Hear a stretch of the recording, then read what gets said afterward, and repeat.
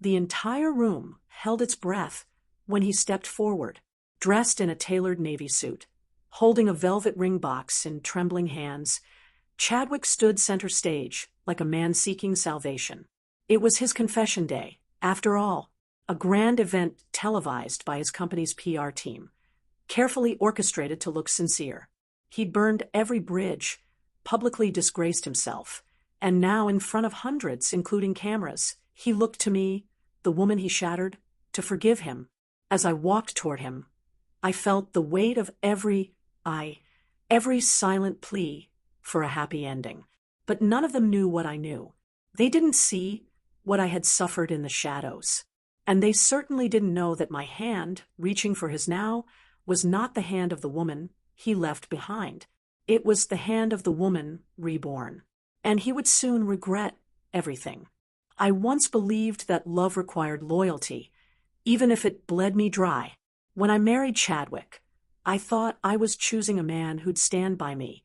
Instead, I married a man who wanted a showpiece, someone to complete his polished public image.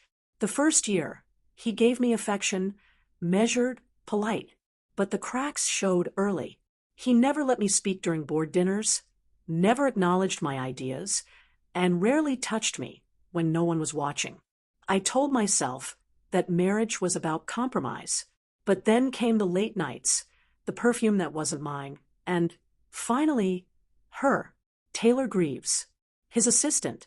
She was everything he adored, flashy, submissive, willing to nod at his every word. When I confronted him, he didn't deny it. He looked me dead in the eye and said, "She listens better." That night, something inside me cracked, and for the first time, I didn't cry. He didn't stop at infidelity. No, Chadwick made sure the world pitted him. He told mutual friends I was unstable, that I'd become obsessive and jealous. He spread rumors that I stole from our joint accounts. He made sure my career, what was left of it, dried up, all while whining and dining Taylor in places we once visited together. My family, blinded by his charm, believed him. My sister even warned me to calm down before I ruin things further. I watched my world shrink until I had no one but myself to cling to. I left the house we shared with only 2 suitcases and nowhere to go. The night I left, it rained so hard I could barely see the road. I slept in my car, parked under a gas station awning, thinking, so this is what it feels like to be discarded. But what he didn't know, storms are where I'm born. In that cold car, soaked clothes sticking to my skin, I made myself a promise. Not just survival, not just revenge. I would become someone neither he nor the world could ignore. Someone they couldn't twist into a cautionary tale. I started with small things. I cut my hair. I deleted my social media accounts. I disappeared, not to hide, but to build. I took the last of my savings and enrolled in a course on crisis PR. Ironic, I know. I worked 3 part-time jobs while studying, often running on 2 hours of sleep. And in those quiet, exhausting nights, I started planning. Every connection he had, I mapped. Every secret he thought he buried, I traced. And the more I learned, the more I realized Chadwick wasn't just a cheater. He was a fraud. And one day, I would drag every mask off his face. But first, I had to become untouchable. 2 years passed. In that time, I built my own PR consulting brand from scratch, under a different name. I knew how people like Chadwick thought. I knew how they lied, spun, and buried the truth beneath luxury. I became the one powerful men called when their reputations teetered. I never revealed my real name, but I kept hearing his. Chadwick Weston. His company was failing slowly, leaks from inside his team, scandals whispered behind polished doors. And Taylor? Oh, she'd left him. Publicly, she claimed she wanted more, but privately, I knew better. She'd stolen money, framed someone else, and disappeared to Dubai with a married investor. Chadwick was spiraling. His polished image was cracked porcelain, barely glued together. And when I felt the world was ready, when I was no longer the woman he threw away, I reached out to one of his handlers. I said, I have a proposal for his redemption. He didn't know it was me. How could he? I went by Lena Vale, now owner of Vale Strategies. My tone was crisp, my pitch perfect. I offered to organize a high-profile confession and redemption event, a televised campaign where he would publicly apologize to the woman he hurt most, asking for forgiveness. It would generate sympathy, revive his brand, and tie a neat bow on his scandal. His team loved it. Chadwick ate it up. Redemption Day, they called it. I called it retribution. Every stage light, every floral arrangement, every scripted word, he would say, I wrote it. And while they imagined a grateful ex-wife wiping away tears and granting closure, I imagined the silence just after the knife twists. I rehearsed my entrance, my lines. I smiled politely during planning calls, all while thinking, you destroyed my life for the cameras. Now I'll do the same, only better. When the day arrived, I wore a soft rose-colored dress. Nothing too dramatic, just innocent enough to stir sympathy. The venue was packed. Reporters lined the walls, influencers posted stories, and hashtags trended before I even entered the building. Chadwick looked like a man reborn. Fresh haircut, contrite eyes, trembling hands. They'd choreographed every step. He'd confess, I'd appear, and we'd share a healing moment. That was the story they'd sell. But I didn't come for healing. I came to set fire to every lie he built. As I walked down the aisle between chairs, whispers buzzed. Is that her? She looks amazing. Maybe they'll get back together. I kept my smile soft, my posture graceful. Inside, my heart beat steady as steel. Chadwick reached out his hand, and just like we practiced, I took it. He didn't know my palm was full of poison, and soon, the entire room would taste it. Standing beside him under the lights, his voice shaking with rehearsed vulnerability, he spoke about regret and growth and how he'd wronged a woman who had given him everything. I watched him lie so beautifully. The audience, charmed and forgiving, nodded, teared up, even clapped. And then he turned to me, eyes wet, voice thick. I hope you can forgive me, he said, and maybe let me try again. The room erupted in hopeful gasps. Everyone leaned in, anticipating my answer. And I leaned closer too. I smiled. I held his hand tighter, and into the microphone I said, forgive you? I laughed, a soft sound that cut through the air. I didn't come here to forgive you, Chadwick. I came to end you publicly, permanently, and with all the grace you never showed me. The audience froze. Chadwick blinked, confusion morphing into dread. And then I pulled out the first document. From my purse, I withdrew a folder, neatly bound, stamped with the insignia of a federal investigation. This, I said, holding it up for the cameras, contains evidence of corporate fraud, insider trading, and money laundering, all committed by the man standing next to me. The gasps were immediate. Phones lifted, flashes exploded.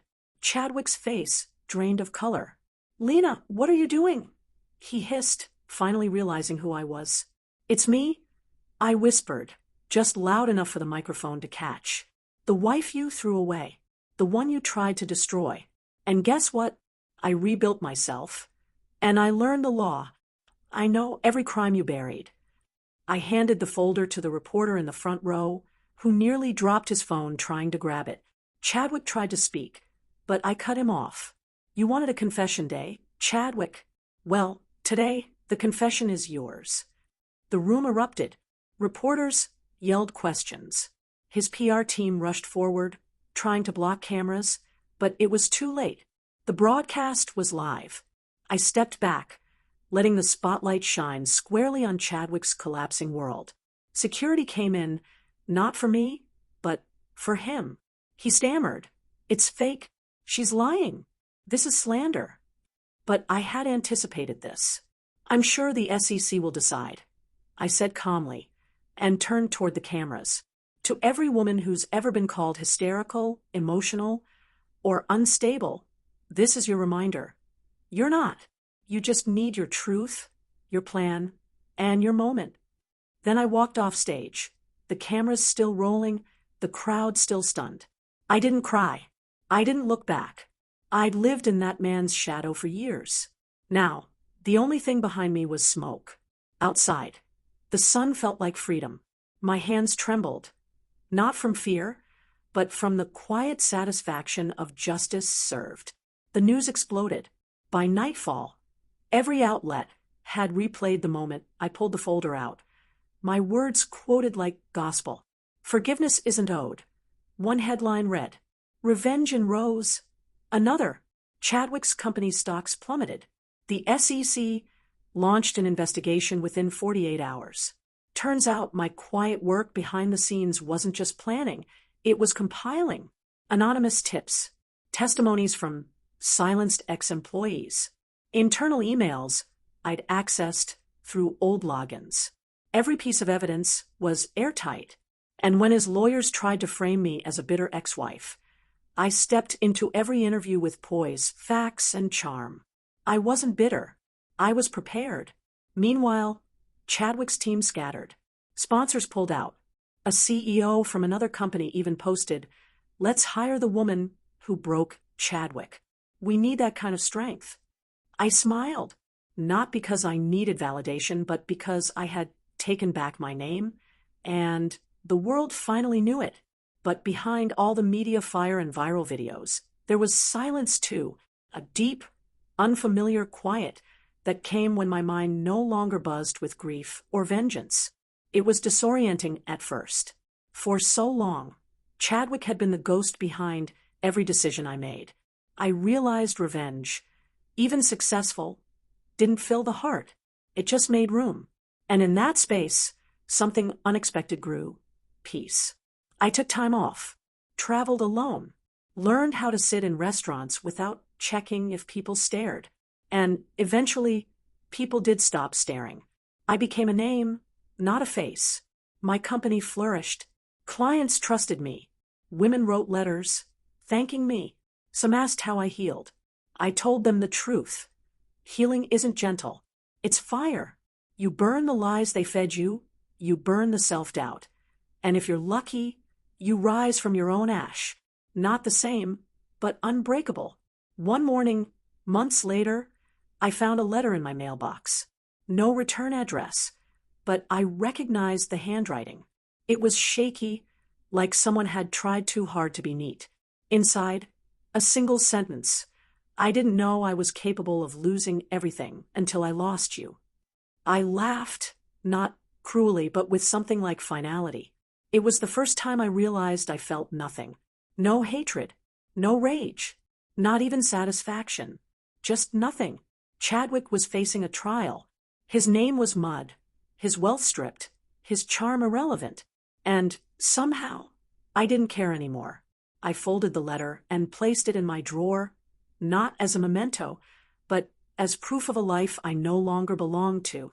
And that's when I knew vengeance wasn't my endgame. It was my gateway.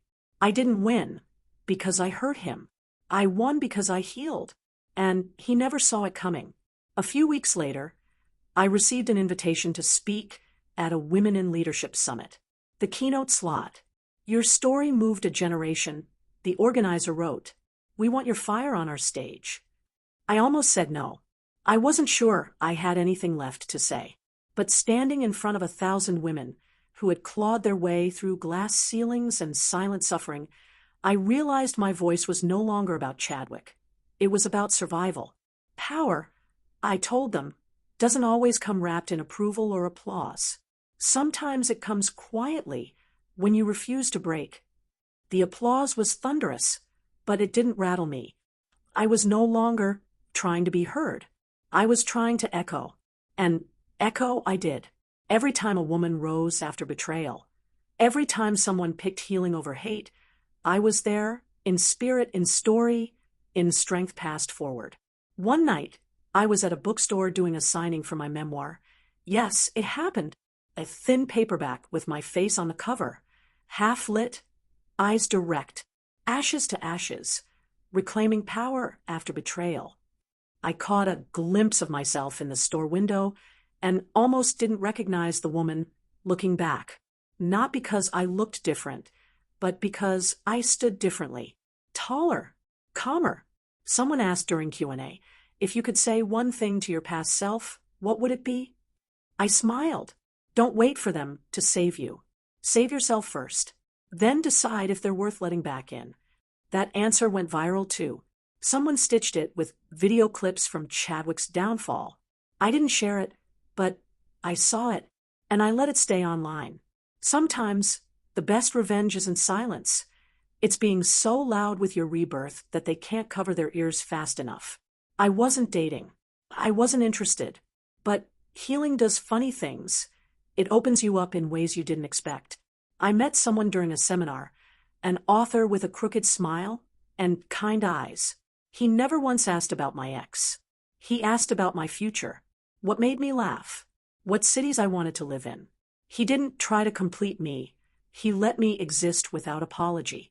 I found myself smiling more, sleeping better. For the first time, love didn't feel like sacrifice. It felt like sunlight after a brutal winter, gentle, consistent, and free. I didn't rush. I didn't cling. I just let myself feel safe again. And maybe that was the true revenge. Not the headlines, not the courtroom drama, but building a life so soft and whole that the man who once broke me would never recognize the woman I became.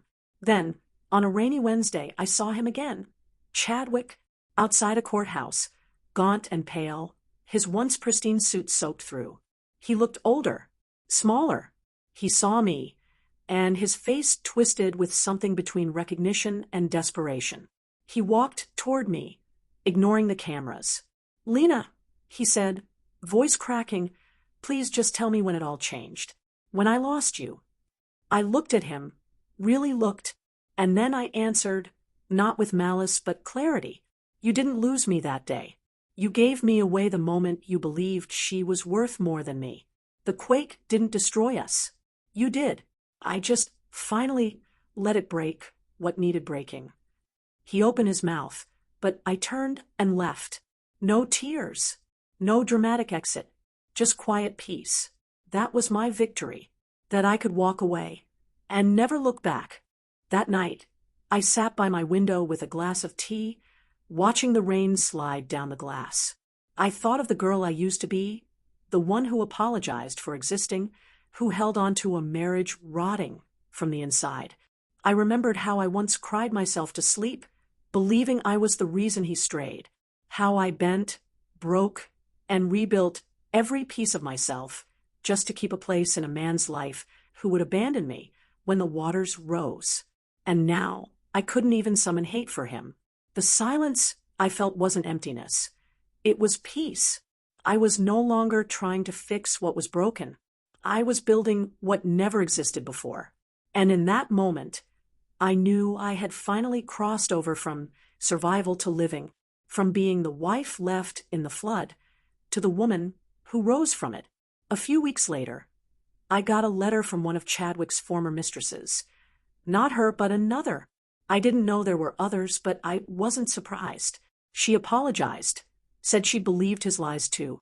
"He told me you were cruel, cold, manipulative," she wrote. "But when I saw you speak at the summit, I realized he just couldn't handle your power." I didn't reply, not because I didn't forgive her. I had nothing left to forgive. But her letter reminded me that some people would never change. Chadwick didn't betray me because I was lacking. He betrayed me because he feared someone who could see through him. And that fear, in the end, was what undid him. Not my revenge, not the evidence, but the fact that when I stopped needing his love, I became everything he could never control again. That was always the root of his panic. My freedom.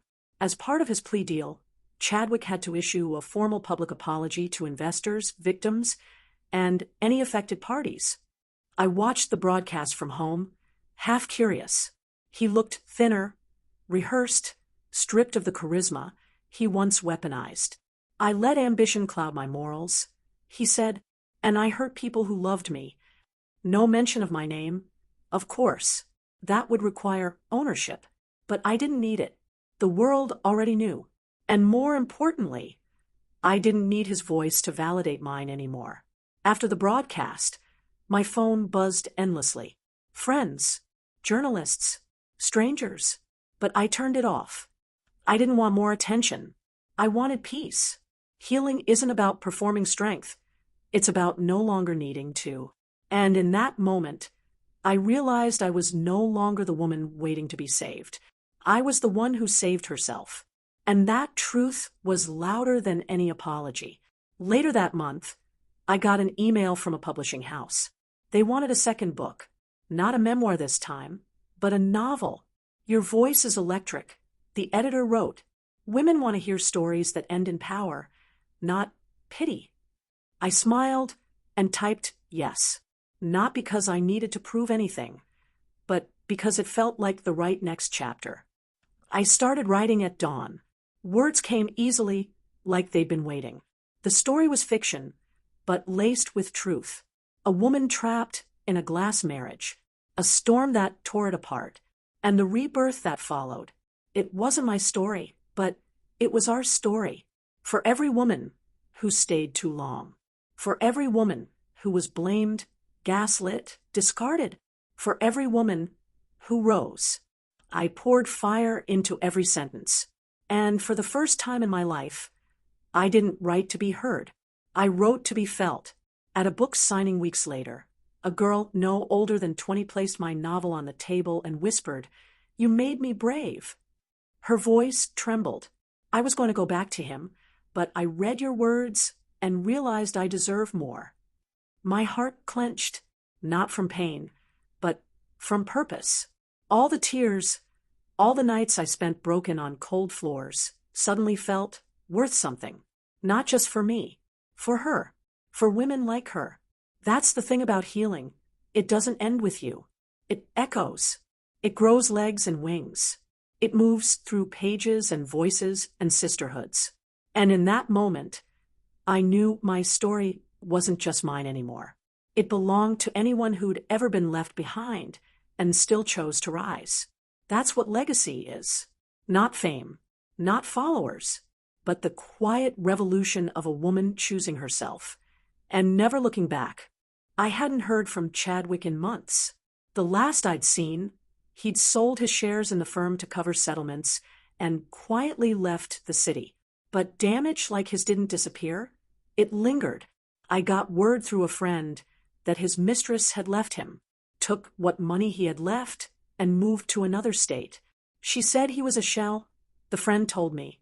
Not even angry, just hollow. I didn't feel satisfaction, just a strange sort of finality. I once thought closure came with apologies and justice, but now I knew. Sometimes closure is simply the absence of interest. I didn't care where he went or what became of him. That part of my story was over. The flood didn't wash away my life. It just revealed what wasn't anchored. And he was never anchored to anything but himself. A documentary team reached out next.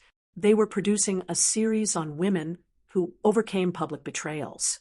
Your story has weight, the producer said. It's not just scandal, it's transformation. I hesitated, not because I was scared, but because I didn't want to relive it for entertainment. If I tell it, I said, I want it real, raw, not glossy. They agreed. I sat before the camera, lights blinding, heart steady. I told everything, from the storm to the betrayal, from the jail cell to the courtroom, from the heartbreak to the rebirth. No tears, no edits, just truth. When the episode aired, it exploded online. She didn't just survive. One review said she transcended. But what mattered most were the quiet messages. Women writing, I left too.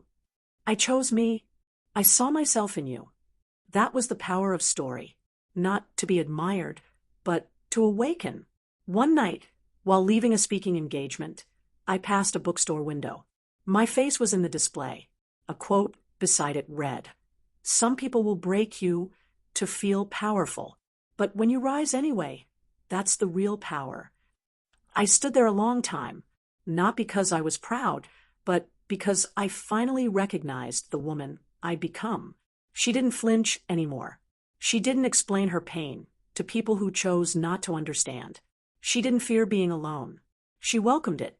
In solitude, she'd built an empire, not of money, but of self, peace, and purpose. I walked home that night under street lamps, rain gently falling, and for the first time in years, I didn't feel haunted by the past. I felt rooted in the now, safe in my skin, loved by the woman I fought to become. And nothing, absolutely nothing, could take that from me again. Even as life blossomed, trauma left its footprints. I still jolted at thunder, still froze when I heard certain songs. But instead of hiding from those echoes, I welcomed them. They were reminders not of pain, but of survival, of the girl who once wept through walls and still rose. Healing, I realized, isn't erasure. It's integration. It's saying, yes, that happened. And yes, I'm still standing. I started journaling again, not for books or speeches, but for myself. I wrote letters to the woman I used to be. I thanked her for enduring, for not letting go, for surviving betrayal, prison, public shame, and still hoping, still choosing life, still choosing love. Not romantic love, but love for herself, for mornings, for silence, for messy, miraculous second chances. Because what came after the quake wasn't just survival. It was rebirth, not in fire, but in rain. And I would never be the same. Weeks passed, and I found myself walking by the river where the flood had once consumed everything. The banks were rebuilt now, the scars hidden by new growth. As I stood there, a child nearby pointed at the water and asked their mother, "What happened here?" She replied gently, "A storm came, but the people rebuilt." I smiled quietly. That was me. A storm came, but I rebuilt. Not just walls, but the woman behind them. If this story is speaking to you, if you felt broken and betrayed and still kept going, please take a moment to like this video. It helps others find their strength too. And if you want to keep walking this journey with me, subscribe. Your presence here matters. Together, we rise. I returned to my hometown for the first time since the scandal broke. The streets looked smaller, the buildings older, but the weight in my chest had lifted. I wasn't hiding anymore. I walked past the courthouse where Chadwick's lawyer once smirked as I was dragged in, past the restaurant where his mistress once paraded herself like a trophy. This time, no one whispered. Or, if they did, I didn't care. Power wasn't in revenge. It was in indifference. And that shook them more. I ran into an old neighbor who used to avoid my mother and me after the arrest. She hugged me now, said she'd watch my interviews. I didn't know the truth, she whispered. But I do now. I didn't need her apology, but it landed softly anyway. The town hadn't changed. I had. And because of that, I saw everything in new light. I received an invitation to speak at a women's shelter, somewhere I once might have ended up if things had spiraled just a little further. When I arrived, I didn't stand at a podium. I sat in a circle, no makeup, no title, just me. I told them about the betrayal, the cell, the silence, and then I told them about the choice to come back to life. You weren't weak for staying, I said. You were just hoping, and that makes you human. One woman cried quietly and whispered, "I thought I was the only one." That's when I realized he tried to bury me, but I had become a seed. My story didn't just liberate me. It planted courage in others.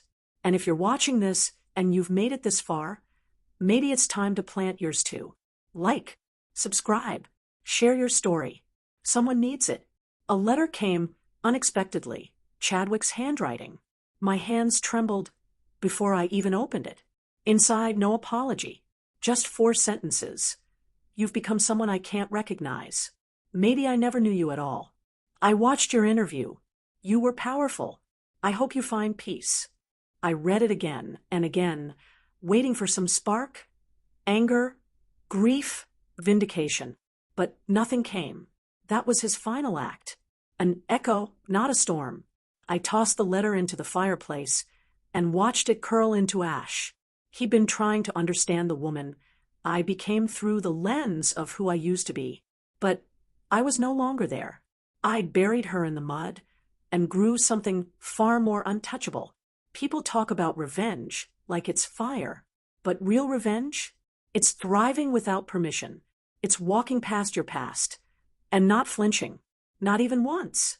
I started receiving more letters, some from strangers, some from former colleagues. They spoke of their own betrayals. Quiet, personal, the kind that never make headlines. Every message echoed the same sentiment. I never thought I'd escape. And with each one, I realized the magnitude of what I'd done. I hadn't just survived. I'd paved a path. And every woman walking it now had a map to follow. The truth was, I didn't need his apology. I didn't need his approval. I'd already forgiven myself. I had already chosen me. I went to bed that night, my heart lighter than it had been in years. For the first time, I wasn't waiting for someone to tell me I was enough. I had become enough on my own. And as the sun rose the next morning, I walked forward, unafraid of what came next. Months passed, and the world continued to turn. The media's attention drifted to new scandals, new betrayals. But for me, everything had already shifted. I no longer felt like a victim in my own story. I was the author, the one who chose how the narrative went. I wasn't defined by my past, but by how I stood after it all. I started giving back, hosting seminars for women in difficult marriages, supporting those looking to rebuild after losing everything. I became a mentor to those who once felt helpless, reminding them they could find strength, even when they believed it was lost forever. If you're out there feeling like your story is over, let me tell you, it's just beginning. Subscribe, like, and share this message. There is more ahead. You are more than what happened to you. Chadwick's name no longer had power over me. I rarely thought about him anymore. And when I did, it was only because I realized that in his betrayal, he had given me something irreplaceable. Freedom. He had pushed me so far into the dark that I was forced to build my own light. I could have stayed small, hidden, waiting for his approval. But I chose differently. I chose to rise. And in doing so, I became a woman I never knew I had the capacity to be. A woman who was untouchable, not because I was without pain, but because I owned it. I didn't wait for life to make it right. I made it right myself. Life after the flood wasn't what I imagined it would be. It wasn't a perfect rebirth or an endless journey of triumph. There were still moments of doubt, of grief, of longing for a love that never truly existed. But each time that happened, I reminded myself of how far I'd come. And with each reminder, I grew. This wasn't just about vengeance. It was about the quiet strength that comes with knowing who you are and never apologizing for it. Every mistake, every tear, every scar, they were all part of the tapestry I wove for myself. And I wore it proudly. So, when you face your storm, when the winds howl and the world crumbles, remember this. You have the power to rebuild. Like, share and subscribe, and never forget, you are stronger than you think. The world began to take notice of me, not just as a survivor, but as a leader. The work I had poured into myself was now spilling into the world. I spoke at conferences, started writing articles, became a voice for women who felt powerless. But what surprised me the most was how many men came forward telling me my story had changed the way they saw the women in their lives. That I never expected, but it made sense. When you strip away the pain, the betrayal, what remains is something universal, the human spirit's ability to overcome. And my story wasn't just for women. It was for anyone who had ever been underestimated, pushed aside, or forgotten. It was for the ones who kept going, even when the world told them to stop. It was for us all. I had reached a point where the echoes of my past no longer defined me. When I ran into Chadwick at a business event one afternoon, I wasn't shocked by the emptiness in his eyes. I wasn't angry either. I was indifferent. The man who once made me feel small and powerless now seemed like a stranger, a ghost of someone I used to know. He approached me with hesitation, his voice soft. "You've done well for yourself, Lena." It wasn't a compliment, but an acknowledgement of something he never understood. "Thank you," I replied, my tone steady, unbothered. I did what I had to do. He stared at me, searching for any sign of regret or weakness, but there was none, and that, more than anything, was my victory. It wasn't about revenge. It was about reclaiming my life and living it on my terms. Walking away from him felt like walking into my own future. I had spent so many years running in circles, trapped in a cycle of hurt, betrayal, and self-doubt. But now I knew who I was. I knew what I stood for. I wasn't defined by the man who had abandoned me. I wasn't defined by the betrayal.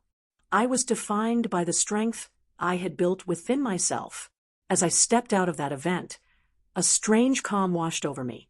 I wasn't angry. I wasn't sad. I was simply free. The past was gone, and all that remained was possibility. So, if you're standing on the edge, wondering if you can move on, let me tell you, you can. All you have to do is choose to let go. A few months later, I stood before a crowd of hundreds at an empowerment summit. I hadn't planned on being a public speaker, but the opportunities kept coming. This time, there were no cameras, no stage lights, just me and the faces of those who had come to listen. I began by telling them about the flood, about Chadwick, about the pain that once consumed me. And then I told them about the choice to rise. The moment I chose to forgive myself, I said, was the moment my life truly began. The room went quiet, the kind of silence that holds weight. It wasn't just my story they heard. It was theirs too. They saw themselves in me. And that, I realized, was the greatest gift of all. We were all survivors. We were all fighters. And together we would rise. It felt surreal to look at the life I had now. The events, the speeches, the new friendships. All of it seemed so far removed from the woman I had been. And yet, every single piece of it was a part of my journey. None of it would have been possible without the storm, without the flood that had wiped away everything I thought I knew about myself. I had been forced to rebuild from scratch, and that process, painful as it was, had shaped me into the woman I was today. A woman who knew her worth. A woman who no longer allowed anyone to define her. A woman who was finally free. Free to live. Free to love. Free to create. And the best part? No one could take that from me. I had learned that forgiveness wasn't just for others. It was for me. It was a way to let go of the weight of anger and bitterness that had been holding me down for so long. Letting go didn't mean excusing what Chadwick had done. It didn't mean accepting his betrayal. It meant freeing myself from the emotional prison I had built around myself. And once I did that, everything changed. The world opened up to me in ways I never imagined. I began to see beauty in places I'd once overlooked. I started to embrace the small moments. The laughter of my friends. The quiet mornings with a cup of coffee. The peaceful evenings when I could simply be. These moments, these gifts, were my real treasures. They were the things that truly mattered. Even as my life blossomed, I still thought of the women who had written to me, the ones who had shared their own stories of betrayal and survival. I thought of the ones who were still struggling, who were still waiting for their moment to rise. To them, I sent my thoughts. You are not alone. Your story isn't over. No matter how dark the storm, there is always a way forward. Sometimes, it's just a matter of taking that first step. You are stronger than you know. So if you're watching this and you need a reminder, this is it. You can rise, too, just like I did. You don't have to wait for someone else to validate you. You validate yourself. And when you do, the world will notice. I remember one final message that came in the days following my last speech. It was from a young woman who had been following my story from the very beginning.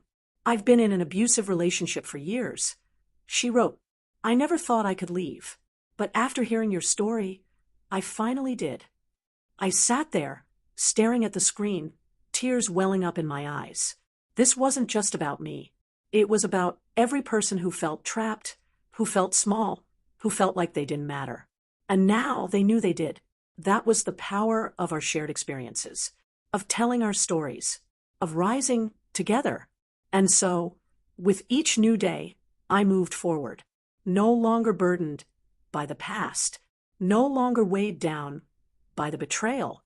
I had learned that the most powerful thing I could do was to choose myself over and over again, to rebuild my life, my spirit, and my sense of purpose, and to never, ever allow anyone to take that away from me again. This was my story. This was my victory. And nothing could ever change that.